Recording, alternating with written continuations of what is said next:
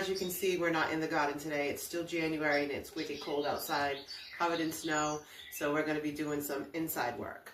So last week I went over the first part of my planning and going over what I'm going to be growing. I picked up some seeds. I did some seed harvesting. So if you didn't see part 1, I'll link that at the end. This part 2, I'm going to go over what we need for supplies and how I'm going to be able to fit all of those seeds into my garden this year. I have this rack of goodies with all of my supplies. Not all, I still have some out in the garden stored out there, but extra soil, extra containers I've been saving, different things like that, but it has become a mess. I'm going to arrange all of that, go through my supplies, see what I still need to get. Shouldn't be too much. I'm also going to show you how I do a lot of gardening on a budget.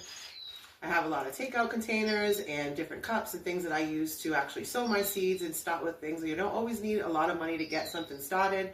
I like to reuse as much as I can. And I've even been saving water bottles to use as mini greenhouses outside when I start some of the seeds that I'm going to be sowing directly outside. Historically, when I try to start things like sunflower seeds outside, little critters like the little bunnies that live outside and squirrels and birds find the seeds before they even have a chance to sprout. So I have an idea this year to use water bottles as little mini greenhouses and to protect the seeds. So let's literally dig in. I have a bucket of loose soil and I'm going to take any of the containers that have soil in it. I'm going to put it into that bucket and we're going to use all of that extra soil to start seeds this year. I'm going to sort out the containers I have and get all of these shelves cleaned off. So let's get going.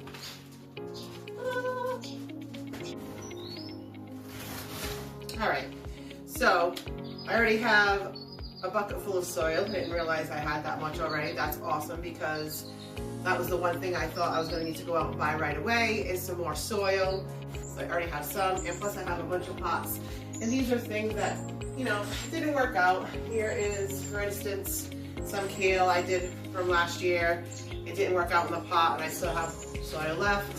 So I'm just gonna put that all in here. I'm gonna use that. Get rid of all of these old notes and just start sorting stuff out. If you get bored, just fast forward a little bit.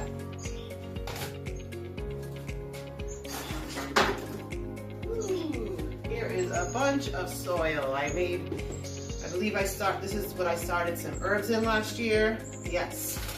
And I made a video about it, but I never ended up releasing it because it was such a failure. And in reality, I probably should have just put one together and put it out there because I like to share both my failures and my successes. 3 different levels I was doing.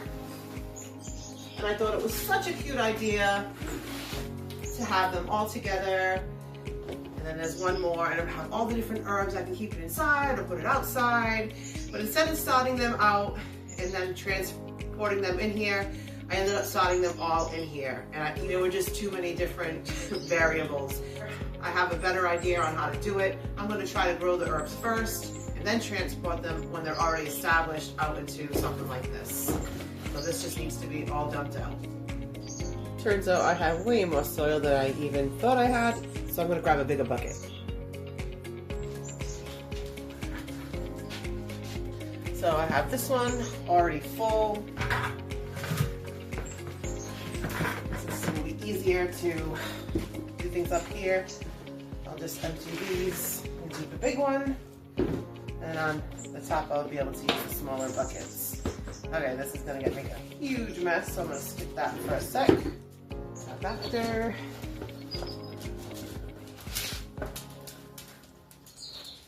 All right, already making a mess. Thank you, little squirting bottle. Disposable coffee cups. I end up saving them and using them to start seeds also. Last year I bought these, a pack of I think 100 of them.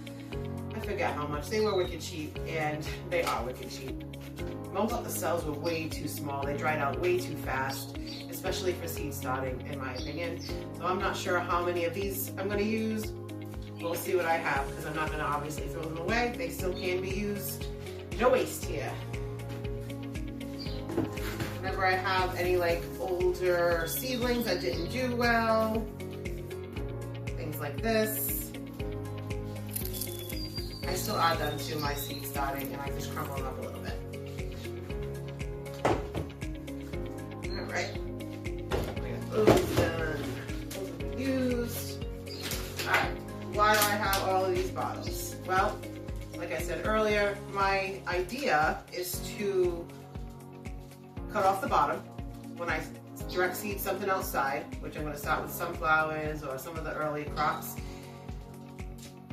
I'm going to put a stick in the bottle, stick it down into the soil, and hopefully that will protect any birds or squirrels or bunnies from grabbing the seeds before they get to sprout. So I'm just going to put those all aside.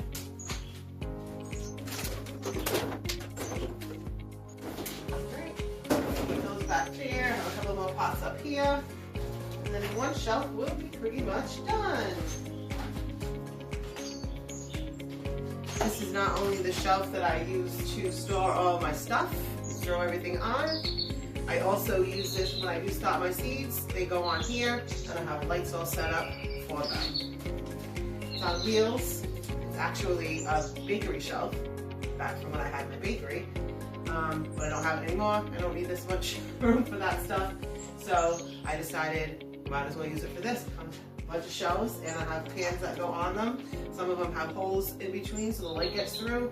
Some of the pans are solid, so when I want to water stuff from underneath, I use it for that. Always have a new use for something. Alright.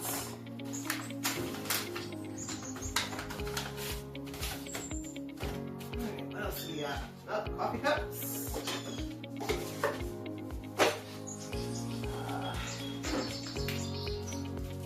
Halloween decorations.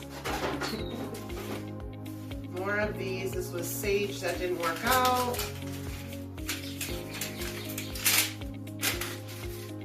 Okay, this is something else that I've been saving. I can put holes in this and start seasoning this. What we got with the cups. And I already have a bunch of stuff already down on the bottom, all separated. Watering bottle.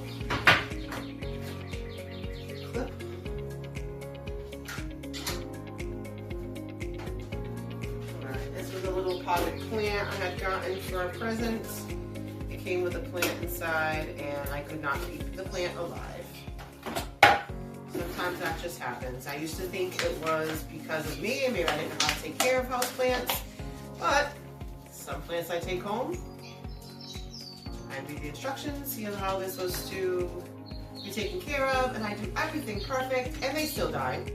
And then sometimes some things I take home and do all the same stuff to them, same plant, and they live. So sometimes plants just die. So if you're one of those people that don't like to get house plants because you've killed some in the past, don't worry about it. It's probably the plant itself, not you. As long as you're following the instructions, they should stay alive. So this, I'll just have to get another plant in here. Maybe when I grow my cat grass with a pack of cat grass I saw the other day, and I'm going to plant it in here, and then maybe I'll put it in here and just kind of use it for something. Alright, next shelf almost done. And these are just like my cleaning things.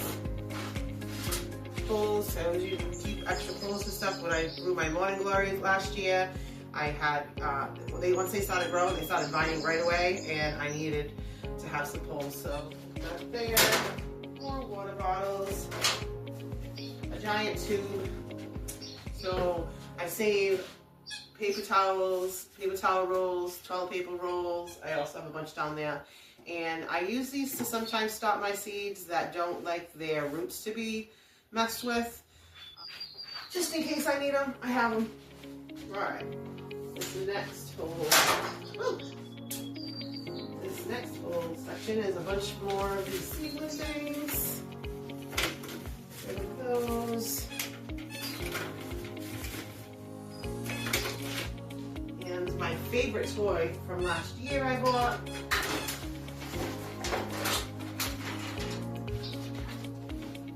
Is my watering pump, or whatever you want to call it. My favorite new toy. So I got this last year to water the garden. I was looking for something else and came upon this. And since most of my garden was watered with all rainwater last year, this was amazing. It gets charged indoors. The charge lasts pretty good for me. Be able to use it for a few days without having to recharge it. And since I had my rainwater barrel is far away from my garden, I would take buckets of water down to my garden, put this in it, and be able to water the garden right down there by buckets. So it was awesome. I absolutely loved it. A plastic container with about 6-inch size bottoms. So they're very good for carrying things outside. More containers. As you can see, I don't let anything go to waste. So any of the old soil, like I said, we're putting in here and reusing. It doesn't have a lot of nutrients left in it, but when you start your seeds, you don't need a lot of nutrients. Also, a lot of it is all locked together. I'm gonna go through and I'm gonna break it all apart. And then in case there's any big pieces still left in there, I always use this handy dandy thing to sift all the soil out. So it's nice and smooth when I'm starting my seeds. But we don't need this for a little bit. So this will go up here.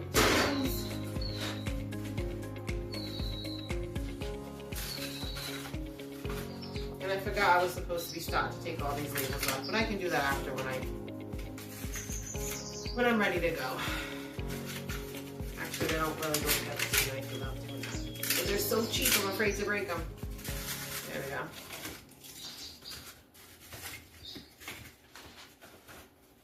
Plain and dirt, the best part of gardening. Sorry, I won't make you listen to me sing too much. All right, let's put this aside for now, and I'm almost done.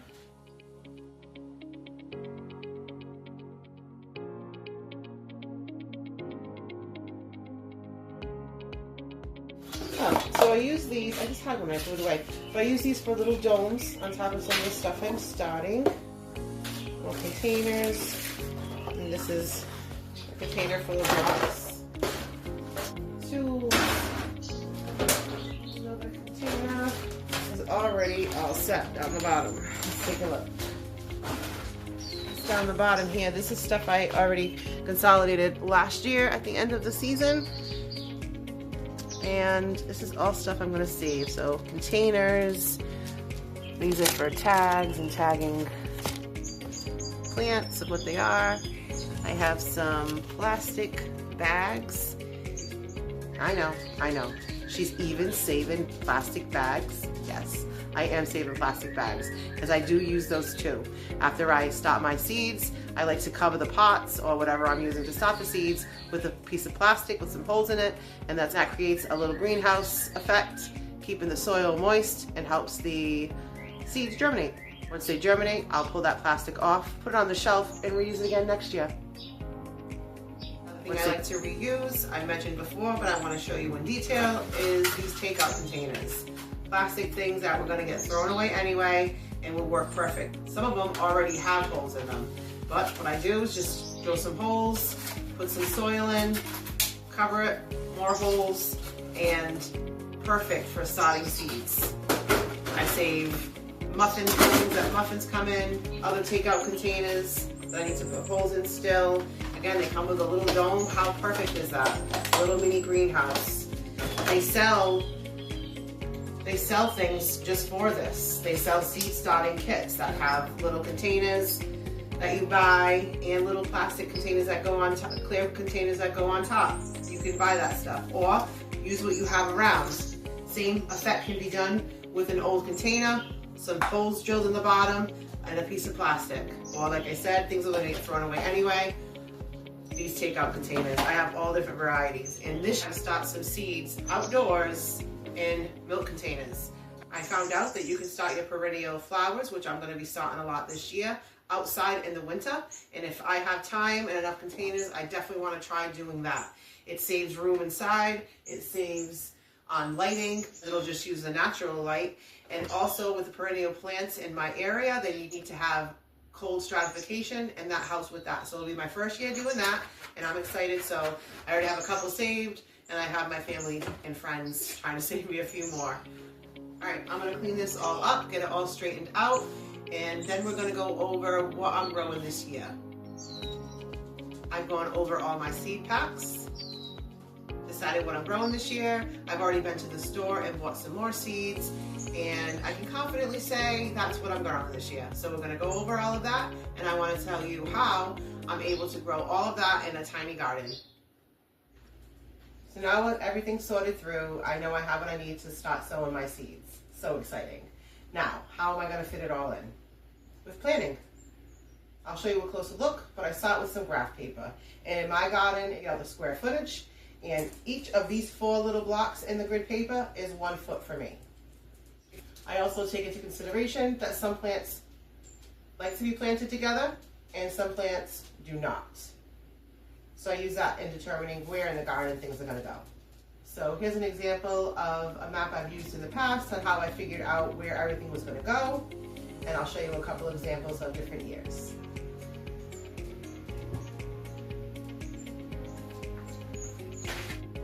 Once I decided everything that I'm growing, I go through the seed packs, do some research. I need to figure out how much space each plant is going to need. For instance, a tomato plant needs about 1 foot of growing space, whereas beans, you can probably put about nuggets and maybe even more into a 1 foot section. So depending on how much space the plant needs, that's how I determine where it's going to go inside the garden. Things I use to fit a lot into my garden is to do some vertical growing. Now in the planting process, and I'm figuring out where everything's going to go, I also take into consideration some things on the back of the seed packs that might say they're going to need 6 feet to grow. That just means maybe the vines are going to grow 6 feet. So for something like zucchini or cucumbers, I like to plant them with a pole or around a trellis so they can vine up and grow up. So last year I had my zucchini plant around a old plant holder with a pole in the middle, and as it grew, I just tied it up and it grew up rather than taking up a big part of the garden that it normally would have. Tomatoes, I do the same thing. I put trellises around them or tomato cages or other things so they can grow up. Cucumbers, last year I grew a cute trellis for them to grow up and then around. So there's a lot of different things you can do that I've done in the past, and I keep coming up with new ideas on how to grow a lot of food in a small garden. There are some crops that I start early, are supposed to start early, and they should be grown and harvested before some of the other plants go into the garden. So for instance, last year I put in one section, I used it for peas at the beginning of the year. That's a cold weather crop. Once the hot weather hits, they don't grow no more, so I pulled all those out and I put some cucumbers. And they were pickling cucumbers, so they grew really fast, so that really worked out. Lettuce is another thing. Wherever I put lettuce this year, once the hot weather hits, the lettuce is going to stop growing, it will bolt, go to flower, and the lettuce is no good. So again, it's one of the cold loving crops, and lettuce will be gone before some of the other stuff that I can put in its place. So doing little things like that helps me fit a lot in. So one thing I seem to get wrong every year, and not necessarily wrong, but I don't get my seeds either started early enough, or if I do get them started early enough, I don't get them out into the garden early enough. So this year I really want to stick to a good garden plan.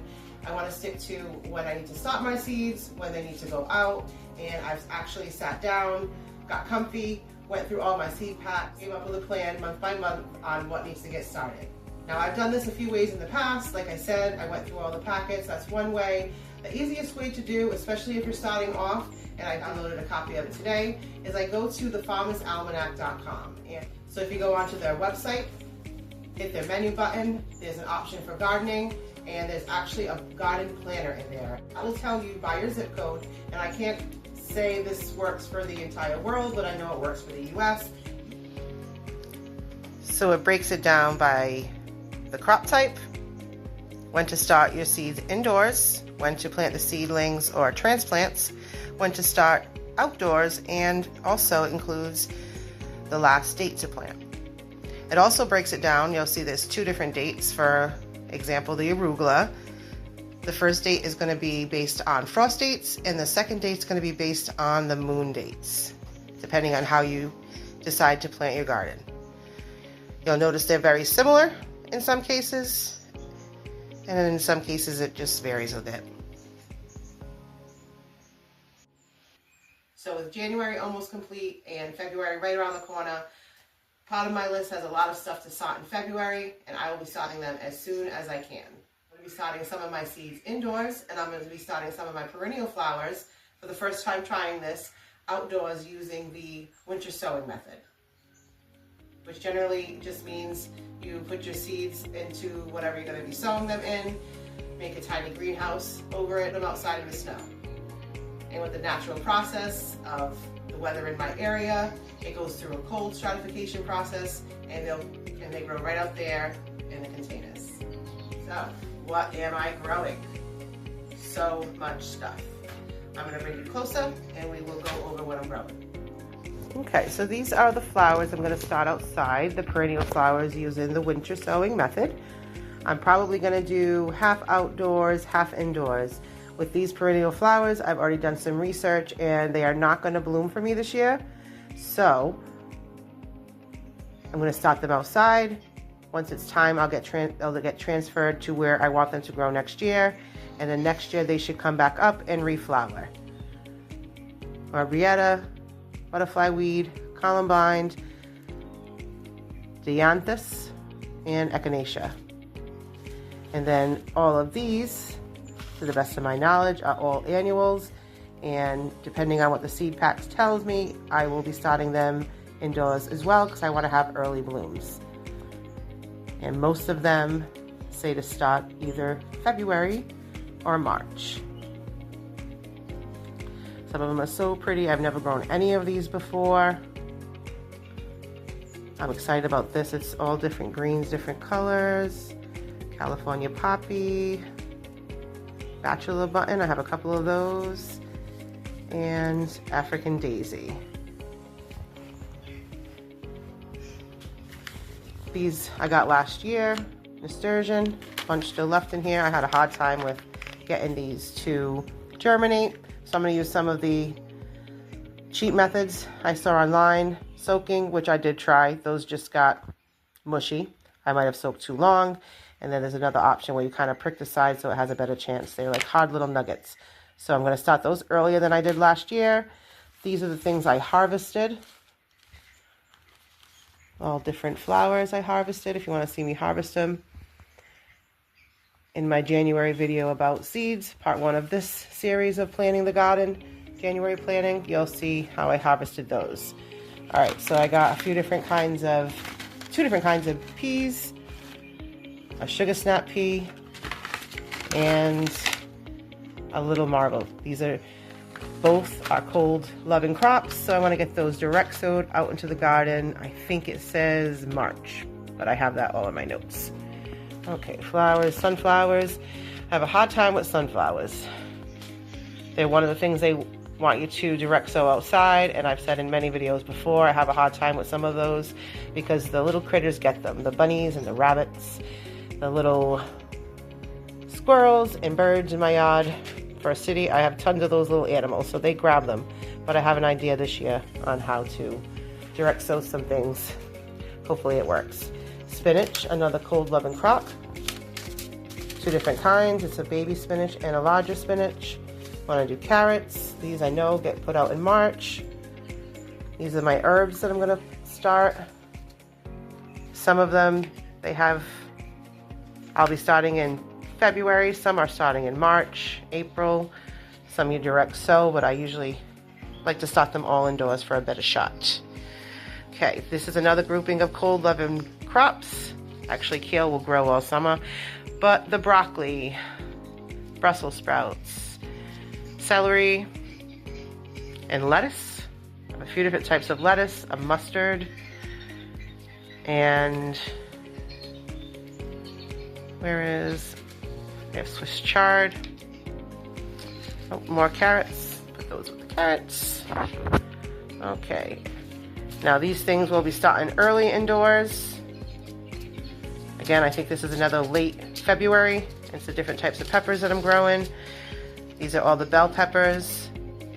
I'm not going to be growing as much, but I will be trying all the different varieties because at the end of the summer I ended up with a lot. Well into October, I got a ton of peppers. I have somewhere some hot peppers I'm going to be growing.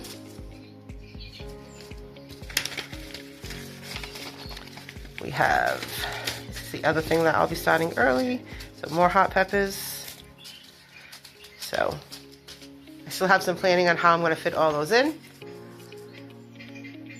Got some eggplant. I had some eggplant last year, but I bought it already started, so this will be my first time growing eggplant.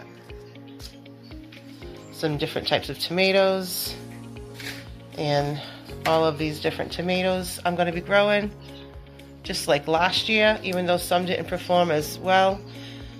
So these two, I grew both, and all of my cherry tomatoes all came out as pears. So I don't know if something was mixed up at the factory with them, or if I messed up, but I'm pretty sure I didn't. I'm going to try both again this year.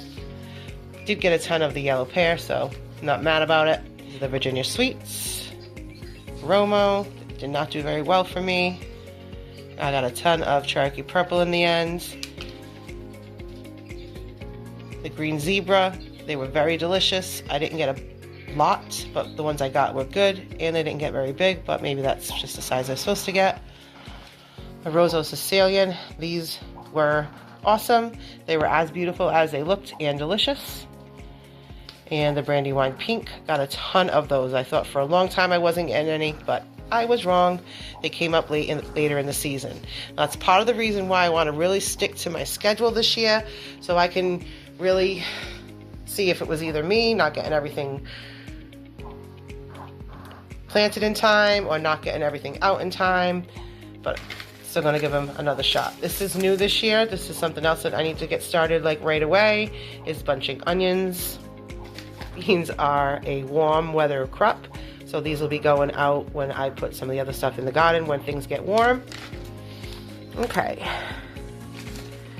I'm going to be doing the zucchini. These are all warm weather as well. I don't need to start these seeds for a while because they grow fast. So I'm going to try all of the cucumbers. I did get brand new cucumbers to do this year, even though I had some older seeds, because all the ones I did grow last year, could be because of the weather or lack of water or all the different things that they say that go wrong, but they did not taste good at all.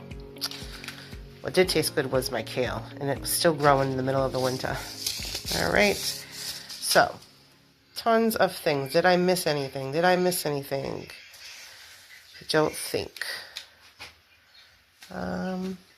Maybe pumpkins and things like that. I have some old cantaloupe seeds and old watermelon seeds I might try. So, oh, and the one other thing that I do to fit everything in, I forgot to mention, is containers. So whatever I can't fit in the garden, I've collected a lot of containers, and I did a lot last year, and with flowers and other vegetables, and I'm thinking the hot peppers will do really good in containers. That's going to do it for today. Thanks for joining me, and join me next time when I start planting these seeds. Yay! 2026 garden! Here we go! Peace!